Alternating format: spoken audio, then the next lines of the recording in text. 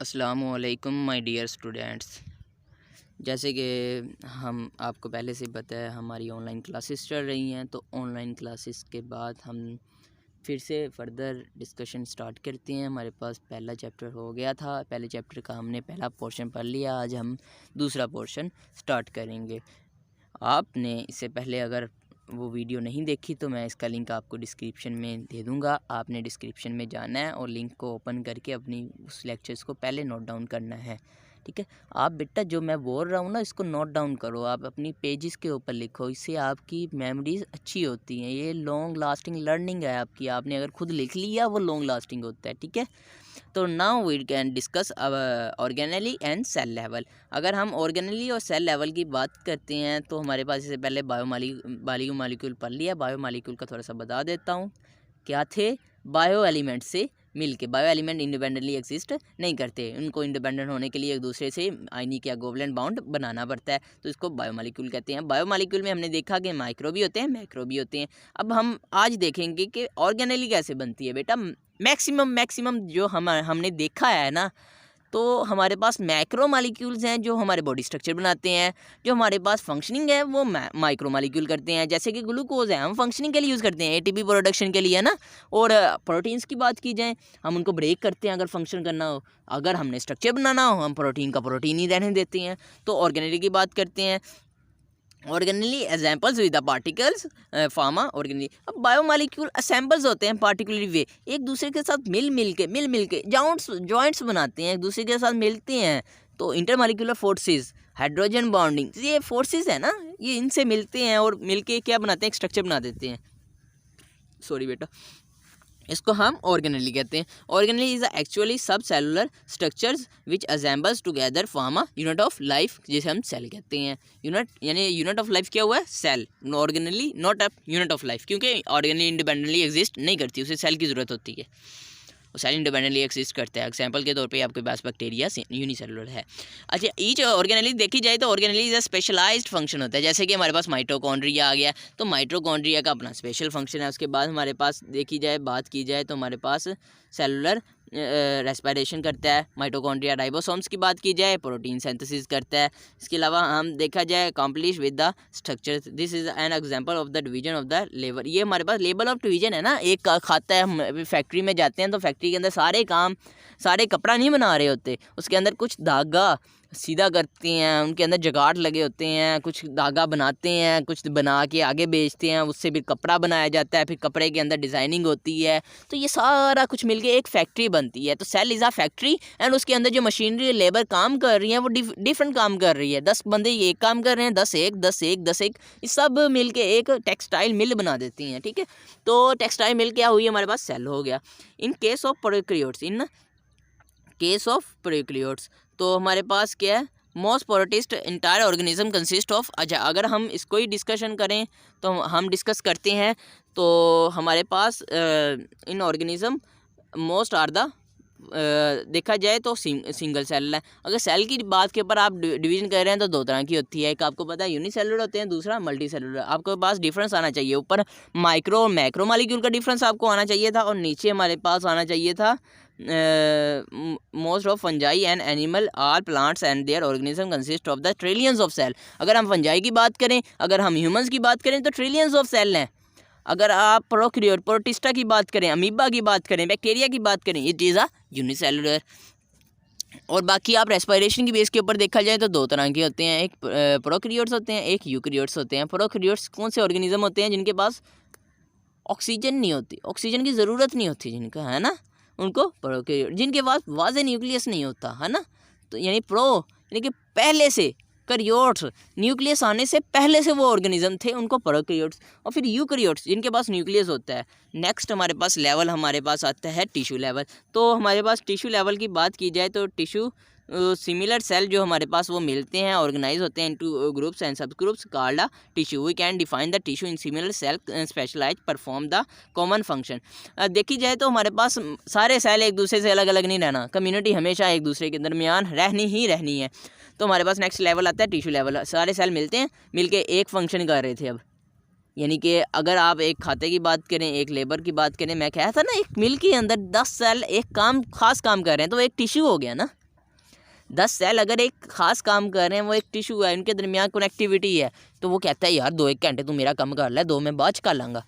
तो वो एक दूसरे के साथ कम्युनिकेट करते हैं। तो this is a regarding the tissue level we can define the tissue groups of molecule specialised from the perform the common function. वो कॉमन फंक्शन करते हैं, क्या बना रहे हैं, धागा बना रहे हैं। कॉमन फंक्शन कर रहे हैं, क्या कर रहे हैं, कपड़े की डिज़ाइनिंग कर रहे हैं। कॉमन फंक्शन क्या कर रहे हैं, कपड़े को कलर कर रहे हैं। कॉमन क्या पैकिंग कर रहे हैं, कॉमन सिलाई कर रहे हैं। सारा अगर एक सेल एक ग्रुप जो है वो सिलाई कर रहा है, तो वो एक ग्रुप मिलके लाइक अ टिश्यू। जैसे कि हमारे पास विद इन बॉडी अगर हम बात करें, अब बॉडी की बात आई, वो तो हमारे पास नॉर्मल लाइफ की बात थी ना, मैं उनकी एग्जांपल्स देता हूँ ताकि आपको ज़्यादा समझ आए। तो बॉडी की बात की जाए, फॉर एग्जांपल हमारे पास मस्कुलर टिश्यू है। मस्कुलर टिश्यू की अगर बात की जाए तो एक मसल कॉन्ट्रैक्ट नहीं होता, एक मसल का एक सेल कॉन्ट्रैक्ट होने से कुछ भी नहीं होता। हमारे पास ऑल एंड नन रिस्पॉन्स होता है, होंगे तो सारे, नहीं होंगे तो एक भी नहीं, ठीक है। तो हमारे पास इस बेस के ऊपर हमारे पास कॉन्ट्रैक्शन होती है मसल्स की, ठीक है। ऑल एंड नन रिस्पॉन्स आप नेक्स्ट क्लासेस में डिस्कस करेंगे। तो वो सारा मिलके एक खास फंक्शन बनाते हैं जो मूवमेंट। हम मूवमेंट के अंदर मस्कुलर टिश्यू है ना, मसल सेल मिलके क्या कर रहे हैं, मूवमेंट कर रहे हैं। इसी तरह पैंक्रियाज है, ग्लैंडुलर टिश्यू है, बेटा क्या करता है, सेक्रीशंस करता है। और अगर हम आगे देखे जाए, special perform the function, they are the different types of the plants tissue, जैसे कि एपिडर्मल टिश्यू है, ग्राउंड टिश्यू है। The animal tissue are also divide into the nervous tissue and the muscular tissue. हम अगर plant की बात की जाए, उसके अंदर एंडोथेलियम टिश्यू है, उसके अंदर एपिथेलियल टिश्यू है, हमारे पास ना फर्दर डिवीजन है। तो अगर हम एनिमल्स टिश्यू की बात की जाए, we also have the type nervous tissue and muscular tissue. Second number हमारे पास आता है ऑर्गन सिस्टम लेवल। अगर हम ऑर्गेनिजम्स की बात करें तो ऑर्गेनिजम्स हमारे पास फर्दर डिवाइड होते हैं। More one type of the organism having the gradually function organise into the make a unit called the organ. देखिएगा, अब हमारे पास ऑल टिश्यू, अब हर टिश्यू ने अलग अलग काम कर रहा है, लेकिन मैंने तो एक मिल बनाई है ना, उसके अंदर हर एक लेबर, हर एक यूनिट अलग अलग काम कर रहा है, लेकिन सब का काम मिलके एक फंक्शन, कॉमन फंक्शन। यहाँ से क्या बन रहा है, कपड़ा, टेक्सटाइल मिल रहा है, तो कॉमन फंक्शन नहीं कर रहा है बेटा, हम उसको ऑर्गन कंसीडर करते हैं, ठीक है। सॉरी बेटा। अब नेक्स्ट हमारे पास चलते हैं, हमारे पास कॉल्ड ऑर्गन। अगर हम देखे जाए तो different tissue of the organism perform the their functions and their function is collectively become function of that organ. For example, stomach is an organ specialized for the digestion and protein. अगर हम digestion और protein की बात करें तो stomach हमारे पास function है, उसकी काम ही क्या है, डाइजेशन। आप देखें, स्टोमिक के अलावा कोई और काम है डाइजेशन? हमारे मसल डाइजेशन करते हैं? नहीं, मेटाबॉलिज्म करते हैं। हम देखें, metabolism is a special function, movement करते हैं स्पेशल फंक्शन। उसके अलावा अब देखिएगा, मूवमेंट के अंदर सिर्फ मसल्स नहीं आते। अगर आपके पास सिर्फ मसल होते वो तो नीचे गिर जाता। आपके पास स्पोर्टिव तौर पे बोन टिश्यू भी है, आपके स्पोर्टिव तौर पे बीच में ब्लड निकल रहा है, कनेक्टिव टिश्यू भी है आपके पास, टेंडन है, लिगामेंट्स है, सारा कुछ मिल के हमारे पास एक ऑर्गन बनाता है जो कि हमारे पास स्पेसिफिक फंक्शन कर रहा है, क्या, मूव कर रहा है। इसी तरह हमारे पास देखिएगा, हमने खाना खाया, खाना मुंह में गया, ओरल कैविटी आइसोफिगस से कहाँ पे गया, हमारे पास फेरिंक्स में गया, फिर आइसोफिगस के स्टोमिक, इंटेस्टाइन, स्मॉल इंटेस्टाइन, जो भी स्मॉल इंटेस्टाइन के जाके जो खाना डाइजेस्टेबल था वो एब्जॉर्ब हो गया, जो अनडाइजेस्टेबल था वो in the form of faecal material बाहर निकल गया। तो special organs of digestion, protein and the stored food. उसका दूसरा मेजर फंक्शन क्या है, वो फूड को स्टोर करता है। जैसे स्टोमिक है, आपने खाना अभी खाया लेकिन 4-5 घंटे स्टोमिक में खाना रहना, क्योंकि उसने चंक बाय चंक, हाँ, थोड़ी हम बोलस खाते हैं, बोलस बन के अंदर जाता है, इसी तरह बोलस बन के स्टोमिक में से भी बाहर आती है, चंक बाय चंक खाना जाता है उनके अंदर। तो 2 मेजर टाइप्स ऑफ टिश्यू होते हैं प्रेजेंट इन प्लांट्स के अंदर, जैसे कि एपिथेलियल टिश्यू है, ठीक है ना, ग्लैंडुलर टिश्यू है, जो कि गैस्ट्रिक। अगर हम देखे जाए तो स्टोमिक के अंदर 2 तरह के टिश्यू होते हैं। ग्लैंडुलर टिश्यू है, ग्लैंडुलर टिश्यू सेक्रेशंस करते हैं, हमने खुराक खाई है, उसको डाइजेशन भी तो करना है ना, तो डाइजेशन के लिए हम एपिथेलियल टिश्यू का यूज़ करते हैं। दूसरा नंबर पे हमारे पास गैस्ट्रिक जूस आता है, तो गैस्ट्रिक जूस के अंदर हम क्या करते हैं, दूसरा सेक्रेट करता है गैस्ट्रिक, एपिथेलियल टिश्यू है हमारे पास, सेक्रेट्स करता है गैस्ट्रिक फॉर डाइजेशन। और दूसरे टाइप के टिश्यू हमारे पास मस्कुलर टिश्यू, उसने मूव भी तो करना है ना, पेरिस्टालसिस मूवमेंट, आपको शायद पता हो कि हमारी बॉडी के अंदर मूवमेंट होती है जिसकी वजह से खुराक ऊपर से नीचे तक जाती है, वो ग्रेविटी के बगैर भी होती है। आप उल्टा भी बैठे हुए तो खुराक ने अंदर तक जाना ही जाना है। Muscular tissue the perform the contraction of the muscle. देखा ना, कॉन्ट्रैक्शन करता है, मसल्स को मूव करवाता है। उसके अंदर दो तरह के टिश्यू होते हैं, एक लॉन्गिट्यूडनल टिश्यू, दूसरा circular tissue. Longitudinal tissue longitudinally move करवाता है, सर्कुलर टिश्यू उसको घुमाता है। तो अक्सर पेट के देखे ना, खाना खाने के बाद ग्रा ग्रा करता है, तो वो जो साउंड आता है ना, वो इसी वजह से आता है। So two types perform the specific function which are collectively become the function of the stomach। और वही collectively हमारे पास function क्या होता है, stomach का होता है। The next level of organization of multicellular organism is an organism level। हमारा दूसरा टाइप ऑफ ऑर्गेनिज्म कौन सा है, ऑर्गेनिज्म लेवल। दूसरा लेवल हमारे पास आ गया, बूस्ट हो गया हम ना, ऑर्गेनिज्म लेवल पे आ गया। हमारे पास एक डाइजेस्टिव सिस्टम था, डाइजेस्टिव सिस्टम ने कहा चलो मैं ना आपको खुराक देता हूँ, चलो मैं ना आपको मसल्स टिश्यू को कहा खुराक देता हूँ, आप मूवमेंट कराओ, है ना। मस्कुलर टिश्यू थे तो डाइजेस्टिव सिस्टम ने मूवमेंट करवाई। उसके अलावा कनेक्टिव टिश्यू ने कहा चलो मैं आपको ना ऑक्सीजन प्रोवाइड करता हूँ, तो उन्होंने कनेक्टिव टिश्यू ने ऑक्सीजन प्रोवाइड करवाई। फिर देखिएगा ऑर्गन्स की बात की जाए तो हमारे पास आइज़ ऑर्गन है देखने के लिए, ईयर ऑर्गन है सुनने के लिए, नोज़ ऑर्गन है स्मेल करने के लिए, ठीक है। इसके अलावा लंग्स ऑर्गन है रेस्पिरेशन के लिए, डाइजेस्टिव सिस्टम ऑर्गन है, डाइजेशन ऑर्गन है। डाइजेस्टिव सिस्टम हमारे पास जो है वो एक ऑर्गन सिस्टम लेवल है ना बेटा। तो ऑर्गन सिस्टम क्या होता है, डिफरेंट ऑर्गन। जैसे कि आपको पता है क्या हुआ है कि स्टोमिक है हमारे पास बेटा, उसका काम मेजर क्या है, फंक्शन क्या है मेजर, उसका फंक्शन मेजर है कि उसके अंदर बाइल आता है, उसने इमल्सिफिकेशन ऑफ लिपिड्स करानी है, ये उसका मेजर फंक्शन है। एक वो हो गया। उसके अलावा पेंक्रियाज भी आता है डाइजेस्टिव सिस्टम का पार्ट ना, पेंक्रियाज आता है। पेंक्रियाज क्या करता है, सेक्रीशन भेजता है, खुराक को डाइजेस्ट करता है ना। डाइजेशन के अंदर हमारे पास ये चीज़ें आती है। पेंक्रियाज अलग ऑर्गन है। लीवर से सेक्रीशंस आती हैं, वो बाइल कहाँ से आ रहा था, लीवर से आ रहा था, निकलना कहाँ पे था उसने, इमल्सिफिकेशन स्टोमिक के अंदर, है ना। नहीं स्टोमिक के अंदर नहीं, स्टोमिक के नीचे स्मॉल इंटेस्टाइन में निकलना था। स्टोमिक के अंदर तो पेप्सिन आता है ना, पेप्सिन आता है, वो प्रोटीन की डाइजेशन करता है। तो उसके बाद हम नेक्स्ट फर्दर मूव करते हैं।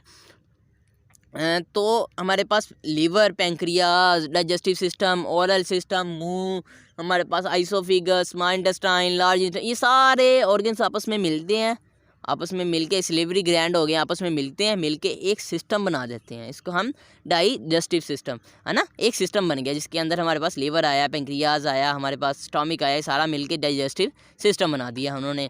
तो फिर देन फर्दर क्या होगा, हमारे पास आपका डाइजेस्टिव सिस्टम बन गया। उसके बाद नेक्स्ट लेवल ऑफ हमारे पास जो मेजर फंक्शन उन्होंने वर्कआउट सेम किया प्लांट के अंदर। Organ system level well divined नहीं है, ऑर्गन तक ही होता है ना। Flower is a sexual organ, है ना। और हमारे पास अगर प्लांट किया जाए तो स्टोरिंग ऑर्गन है, जड़ों की बात की जाए वो स्टोरेज ऑर्गन है। तो हमारे पास ये डिफरेंट एक ऑर्गन है, ऑर्गन सिस्टम तक कोई भी नहीं है, अभी मॉडिफाइड नहीं होते इतने भी। तो इंडिविजुअल लेवल, अब ऑर्गन सिस्टम तो बन गया है, अब रेस्पिरेशन तो हो रही है। अब रेस्पिरेशन के अंदर देखिएगा, अब देखिएगा ऑर्गन सिस्टम्स के अंदर क्या आता है, लंग्स आता है, रेस्पिरेशन करता है, रेस्पिरेटरी सिस्टम है, डाइजेस्टिव सिस्टम है, सर्कुलेटरी सिस्टम है, नर्वस सिस्टम है ना। ये सारे सिस्टम मिलते हैं तो एक single organism like me, like मैं बनता हूँ, आप बनते हैं, सब बनते हैं, एक ऑर्गेनिज्म बन जाता है। तो ये हमारे पास मैक्सिमम पीक है जो हमारे पास ऑर्गेनिज्म बना लेते हैं हम ना। ऑर्गेनाइजेशन की हमारे पास पीक आ जाती है यहाँ पे। तो इंडिविजुअल आपस में मिलते हैं, ऑर्गन्स बना देते हैं। For example when we engage continuous with hard exercise, है ना। जब हम तेज़ भागते हैं, सांस चढ़ जाता है ना, सांस चढ़ता है, क्यों, रेस्पिरेशन तेज़ हो जाती है। रेस्पिरेशन तेज़ क्यों हुई है, हार्ट तेज़ पंप कर रहा है। हार्ट तेज़ पंप क्यों कर रहा है, उसने ब्लड को उसके मसल्स तक भेजना है ताकि वो प्रॉपर्ली वर्क कर सकें। अक्सर लोग भागते भागते फटीग पड़ जाती है ना मसल्स के अंदर, क्यों, उनको ऑक्सीजन सप्लाई कम मिलती है। आप भागते भागते सांस नहीं लेते, इसलिए कहते हैं जब भागो तो मुंह से, आपने नाक से सांस लेना है और मुंह से बाहर निकालना है। ये हमारे पास मेजर टेक्निक्स होती हैं, ठीक है ना। और इसके अंदर हमारे पास फर्दर देखा जाए तो वर्कआउट वही लिखा हुआ है। रेस्पिरेशन होती है, रेस्पिरेशन ऑक्सीजन सप्लाई बढ़ती है, डाइजेस्टिव सिस्टम क्लोज हो जाता है। उसके बाद हमारे पास मेजर आता है, लॉन्ग क्वेश्चन ही है बेटा, ये पॉपुलेशन और कम्युनिटी के अंदर डिफरेंस। तो पॉपुलेशन कैसे होती है, एक ऑर्गेनिज्म अब बन गया है मेरे पास, है ना, हमारे पास आप एक ऑर्गेनिज्म बन गए हैं। अब फॉर एग्जांपल अब आप बन गए हैं, अब आपने फर्दर मॉडिफाइड होना है। अब कैसे होंगे, आप एक अकेले रहती हैं घर में, नहीं, हम एक कम्युनिटी, हम एक ना पॉपुलेशन सी बना के रखते हैं। देखिएगा, अगर एक की स्पीशीज डेफिनेशन पहले पढ़ लीजिएगा। पॉपुलेशन इज़ डिफाइन एज, यहाँ से स्टार्ट है। A population is define as a group of organism that have the same species located in the same place for the same time। Same time के लिए, ये ना हो 1 साल के बाद गिनंदे हों, वो तो बच्चे बाद ही जाने हैं। तो सेम टाइम सेम लोकेशन के अंदर जितने भी स्पीशीज हैं उनके नंबर्स को हम पॉपुलेशन कहते हैं। तो पॉपुलेशन जो हमारे पास आती है, फॉर एग्जांपल हम ह्यूमन पॉपुलेशन की बात करें तो पाकिस्तान के अंदर ह्यूमन पॉपुलेशन 173 या 17 करोड़ उन्होंने कहा था 2010 में। तो अब तो कोई 22 करोड़ बनी है ना, 22 करोड़ की आवाम। तो नेक्स्ट हमारे पास हैबिटेट क्या होता है। What is a habitat? मस्कन, जहाँ पे स्पीशीज़ रहते हों, जहाँ पे ह्यूमंस, जहाँ पे एनिमल्स, जहाँ पे कोई भी स्पीशी रहती हो, जहाँ पे ऑर्गेनिज्म रहते हों, ऐसा इन्वायरमेंट है, इन्वायरमेंट का ऐसा एरिया हैबिटेट कहलाता है। कम्युनिटी उससे कम्प्लेक्स लेवल आ जाता है थोड़ा, है ना। तो देखिएगा, हम एक जगह पे अकेले इकट्ठे नहीं रह सकते, हमें एक दूसरे की ज़रूरत पड़ती रहती है। जैसे कि मीट के लिए हमें हैंस की ज़रूरत पड़ेगी ना, मुर्गियों की, और प्रोटेक्शन के लिए हमें डॉग्स की ज़रूरत पड़ती है। वो गार्ड तो हमें भरोसा नहीं ना ज़्यादा, डॉग्स की, कुत्तों पे ज़्यादा भरोसा आ गया अब।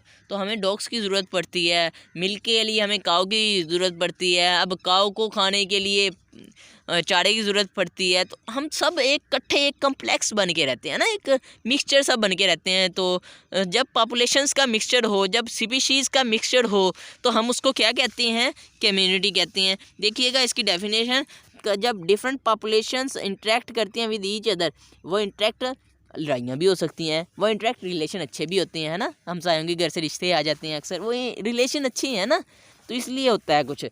तो ये सारा इंटरेक्शन होता है, वो कम्युनिटी के अंदर हम डिस्कस करते हैं। फॉरेस्ट में भी considered as a community. Forest हमारे पास कम्युनिटी है। देखिए उसके अंदर जंगली हयात रहते हैं। शेर किसका शिकार करता है? एक बिल्डर बीज का कर लें, एक डियर का करता है। डियर क्या करती है? घास खाती है, घास यानी कि चारा इज़ अ लिविंग बॉडी। देखिएगा वो अलग स्पीशी है ना, उसके अंदर चारा लगा हुआ है, पूरा मैदानी इलाका है, अलग स्पीशी है। उसके अंदर दरख्त लगे हैं, अलग स्पीशी है। उसके अंदर एनिमल्स हैं, अलग स्पीशी है। उसके अंदर उसको खाने वाले हैं, अलग स्पीशी। जब वो मरेंगे उनके लिए भी डिकम्पोजिशन के लिए ऑर्गेनिज्म मौजूद है, अलग स्पीशी है। वो सब मिल के एक कम्युनिटी बना देते हैं। कम्युनिटी 2 तरह की होती है। फिर अगर कम्युनिटी की बात की जाए तो कम्युनिटी 2 तरह की होती है। एक सिंपल कम्युनिटी होती है और एक कम्प्लेक्स कम्युनिटी होती है। तो some community complex and forest community are the ponds and community etcetera हो गया fallen about the various population under the same condition. The simple community होता है, जो सिंपल कम्युनिटी बॉयलर्स का देखिए कम्युनिटी, बॉयलर्स की सिंपल कम्युनिटी जो होती है ना, लिमिटेड होती है, ठीक है। जैसे कि एक दरख्त के नीचे हमारे पास चींटियाँ रहती हैं, वहीं पे हमारे पास इंसेक्ट्स रहते हैं उनको खाने वाले, और वहीं पे ही हमारे पास शेल्टर है, वहीं पे ही पानी है, वहीं पे पानी के अंदर ऑर्गेनिजम्स हैं जो चूंटियों को खाते हैं। चूंटियाँ कहीं और से चीज़ें लेके आती है खुराक, चूंटियाँ थोड़े से पत्ते काट लेती हैं। तो ये सिंपल सी कम्युनिटी है। अब देखिए पानी सैलाब आया, चूंटियाँ सारी मर गई। तो वो सिंपल कम्युनिटी होती है। वो डिज़ास्टर का इफेक्ट, थोड़ा सा भी चेंज आया इन्वायरमेंट में, बारिश आई, चूंटियाँ कहाँ गई? नीचे। कम्युनिटी सारी तबाह, बची सिर्फ चूंटियाँ, उसके अलावा कुछ बचा ही नहीं, उनकी खुराक तक नहीं बची। तो लेकिन जो कम्प्लेक्स कम्युनिटी होती है वो इतनी जल्दी तबाह नहीं होती।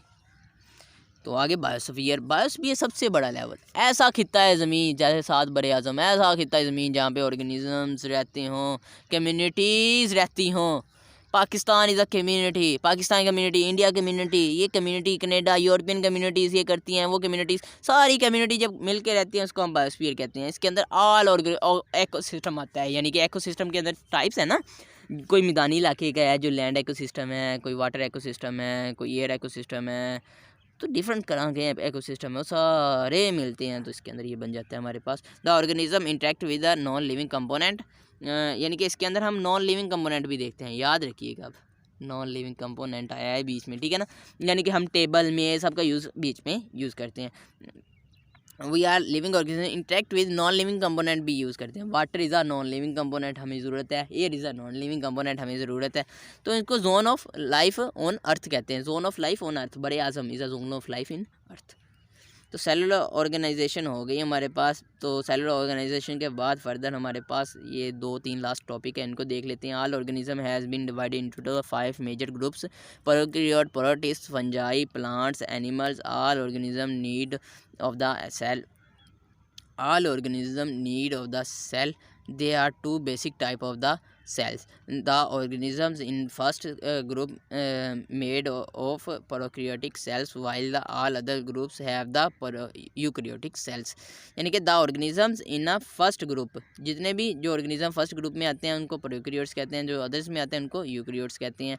तो दो तरह के हुए ना। हम अगर ऑर्गेनाइजेशन की बात करें, ऑर्गेनिज्म एक ऐसे ऑर्गेनिज्म जिनके पास न्यूक्लियस है, वासे है, एक ऐसे ऑर्गेनिज्म जिनके पास न्यूक्लियस नहीं है, तो उनको हम प्रोकैरियोट्स कहते हैं। जिनके पास न्यूक्लियस है उनको हम यूकैरियोट्स कहते हैं। अब फर्दर डिवाइड हम इसको डिफरेंस करते हैं, क्योंकि डिफरेंशिएशन के ऊपर मेजर पॉइंट्स हैं। तो अब डिफरेंशिएशन करते हैं हम। अब देखिएगा, न्यूक्लियस है उनके पास भी है, न्यूक्लियर मटेरियल प्रोकैरियोट्स के पास भी।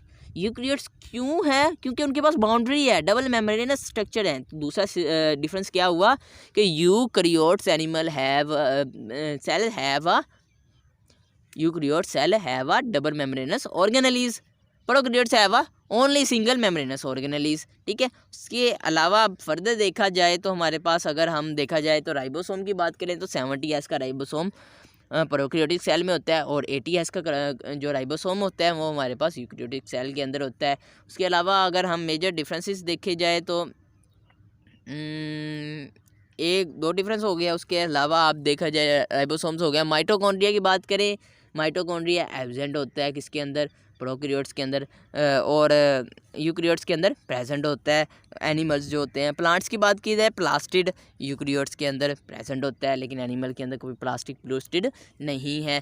तो फर्दर हम अगर डिविजन्स की बात करी जाए, the organism of the first organism हो गया the cell organisms way to make the bodies of the organism. Cell will make the unicellular colonies, और कुछ ऑर्गेनिजम्स हैं जो क्लोनीज बना के रहते हैं, जैसे वॉलवैक्स की क्लोनी आपने अक्सर सुना होगा नाम ना, वॉलवैक्स। तो वो क्लोनीज बना के रहते हैं।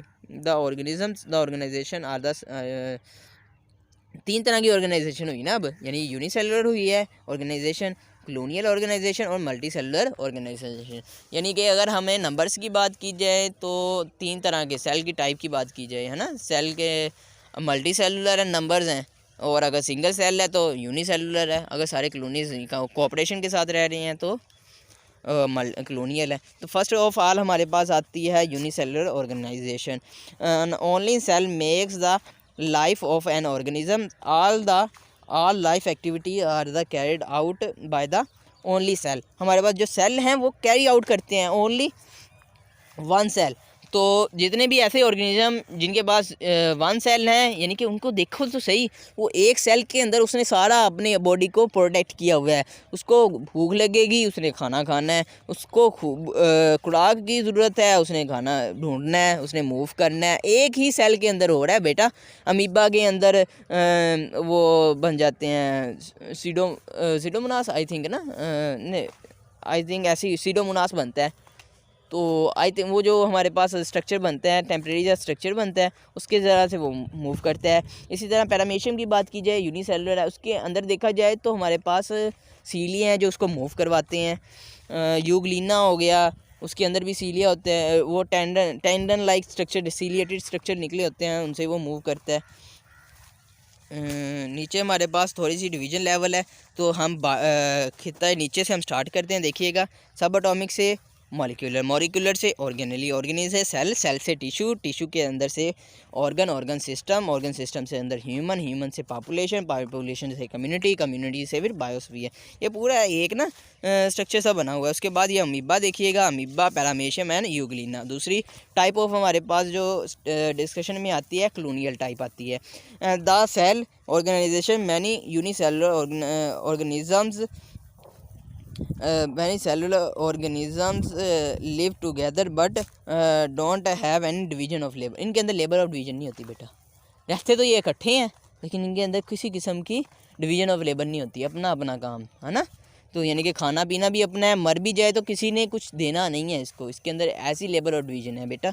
ठीक है। तो इसको आपने देख लेना है। इसके अंदर each unicellular organism colonies life does not depend upon vital यानी कि रिक्वायरमेंट के लिए भी एक दूसरे के ऊपर ज़रूरत नहीं होती। जैसे कि वॉलवॉक्स ग्रीन एल्गा हो गया, उसके अलावा वाटर शोन कॉलोनीज ऑर्गेनाइजेशन, ठीक है। 100 वॉलवॉक्स एक कॉलोनी के अंदर रहते हैं। जैसे कि ये हमारे पास देखा जाए तो इधर से वॉलवॉक्स है ना, वो कॉलोनी बना के रह रही हैं, एक देखिएगा पूरा कॉलोनी है उनकी।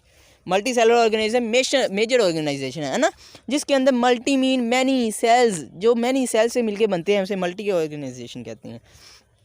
और organisation in tissue organisms and organ system in the cell are organized in the form of tissue। तो टिश्यू की फॉर्म में अंदर है, टिश्यू ऑर्गन सिस्टम्स, इनकी फॉर्म के अंदर ये हमारे पास रहते हैं मल्टी सेलुलर ऑर्गेनाइजेशन। इसके अंदर आगे देखा जाए तो हमारे पास फ्रॉग है, मस्टर्ड है। मस्टर्ड जो हमारे पास सरसों का पौधा होता है ना, उसको मस्टर्ड कहते हैं। तो मस्टर्ड प्लांट और फैमिलियर एग्जांपल्स हैं। आगे 2 एग्जांपल्स दी हुई हैं, हम उसको डिस्कस करते हैं। मस्टर्ड प्लांट ब्रासिका कैम्पेस्ट्रस, ये हमारे पास साइंटिफिक नेम है इसका। ये शोन होता है विंटर के अंदर, साग सर्दियों में आता है ना, खाने जो खाते होंगे। उनके सीड्स जो होते हैं वो तेल बनाने के लिए इस्तेमाल होते हैं। Use with the vegetables and seeds use with the extracting the oils. The organ of the body divided into the 2 groups basis on the function। देखिएगा root, stem, branches, leave and vegetative. Leave are the vegetative organ. देखिएगा इसके 2 groups on the basis of the their function. Root, stems, branches and leave for vegetative organ and their उनका जो sexual organ है the take part the which do not take part the sexual. जो plant है उनको तो 2 तरह से divide करना है, एक सेक्सुअली एक नॉन सेक्सुअल। जो नॉन सेक्सुअल होते हैं उसके अंदर रूट आता है, उसके अंदर प्लांट की लीव आती है, स्टेम आती है, रूट्स आती हैं, ये सारा कुछ नॉन सेक्सुअल पार्ट है ना, उसको हम नॉन सेक्सुअल या ए सेक्सुअल पार्ट के अंदर हम कंसिडर, नॉन सेक्सुअल कह लो, ए सेक्सुअल नहीं, वो एक सेक्सुअल हो रहा है। जो फ्लावरिंग प्लांट है, आप देखिए सरसों का पीला सा फूल होता है, तो flowering plant reproductive plants because take part in cellular sexual reproduction and produce fruit and seed. Fruits बने तो है नहीं कभी इसके, हाँ जनरल बात की गई है ना, यानी कि यहाँ पे फ्रूट्स भी यानी कि प्लांट्स वही फूल से ही बनते हैं ना फ्रूट भी, तो उनकी डिस्कशन की गई। दूसरे नंबर पे हमारे पास आती है, ये देखेंगे हमारे पास सरसों का पौधा है, ठीक है, मस्टर्ड प्लांट। आगे देखा जाए तो फ्रॉग है। फ्रॉग हमारे पास रहना tag line show the multiple organisation the body make the organ system is organisms is organ system consist of the related organ। all organisms are made in the specific tissue, epithelial tissue, glandular tissue and muscular and nervous tissue। ठीक है, epithelial tissue है, इसके अंदर 3-4 तरह के। Glandular tissue secretions के लिए, epithelial tissue protection के लिए, मस्कुलर टिश्यू मूवमेंट के लिए, नर्वस सिस्टम पूरी बॉडी को कंट्रोल करने के लिए ये सिस्टम होते हैं। तो इस organ and organ system of the frog have been described practically activity given the next. This is our are regarding about this chapter. नीचे प्रैक्टिकल वर्क है, वो हमारे सिलेबस का एज इट हिस्सा नहीं है, ये प्रैक्टिकल पूरा ही। तो फर्दर मोर हमारे पास टर्म्स एंड कंडीशन है, कुछ सवालात हैं, तो हमने इनमें से कुछ भी नहीं करना, ठीक है, बस हमने इतना ही करना था। तो ये हमारे पास चैप्टर नंबर 1 कंप्लीट हो गया माय स्टूडेंट्स। और नाउ आपने इसको नोट डाउन करना है अपने नोट्स बुक के ऊपर बेटा। वीडियोस को आप देखें, बार बार देखें, आपको जितनी बार समझ आए उतनी बार देखें। मैंने इसलिए रिकॉर्ड की ताकि आप बार बार इसे देख सकें। और बात तो वही करूँगा ना मैं, अगर आप लाख बार भी मुझसे पूछेंगे तो आप इसको कापी के ऊपर लिखें, आप इसको रजिस्टर्स के ऊपर नोट डाउन करें। आपको ये लॉन्ग लास्टिंग लर्निंग है, आपने ये आपके पास लास्ट एफर्ट है जो हमारी तरफ से हो रही है ताकि आप करें। और नेक्स्ट आपके जो पेपर आ रहे हैं आप उसकी तैयारी कर सकते हो। आपके जो हम एग्ज़ाम्स खुद ले रहे हैं आप उसकी तैयारी कर सकते हो, है ना, उसके लिए आप यूज़ करोगे। तो थैंक यू वेरी मच बेटा। बाकी आप पढ़ो, बेस्ट ऑफ लक, अल्लाह आपके इल्म में मज़ीद इजाफ़ा करे। और बाकी अगर आपको किसी चीज़ की फर्दर समझ ना आए तो आप सर हम आपसे भी बात कर सकते हैं, आप डायरेक्टली मुझसे भी कांटेक्ट कर सकते हैं। मैं अपना ईमेल एड्रेस भेजूँगा, अपना मैं नंबर नहीं भेजूँगा, आपको ईमेल एड्रेस भेज देता हूँ, आप उसके ऊपर मुझसे कांटेक्ट कर सकते हैं, ठीक है। और बाकी आप कमेंट के अंदर मुझे क्वेश्चन पूछ लें, आप कमेंट के अंदर क्वेश्चन पूछेंगे तो मैं उन क्वेश्चंस को रिजॉल्व करवाने कर दूँगा, ठीक है। वो वीडियो के थ्रू रिजॉल्व हों या किसी मैं नेक्स्ट वीडियो के अंदर रिजॉल्व कर दूँगा, कमेंट्स के अंदर भी लिख सकता हूँ और आपको पर्सनली भी ईमेल कर दूँगा, ठीक है। बाकी आपको कोई भी सपोर्ट चाहिए हुए, I will be available for you 24 hour. आप मुझसे कांटेक्ट कर सकते हैं, आप सर से भी कांटेक्ट कर सकती हैं, ठीक है। बाकी मेहनत करें आप, फ्यूचर आपका ही है। बेस्ट ऑफ लक बेटा, ये हमारी तरफ से एक एफ़र्ट है छोटी सी। तो थैंक यू वेरी मच बेटा, अल्लाह हाफिज़।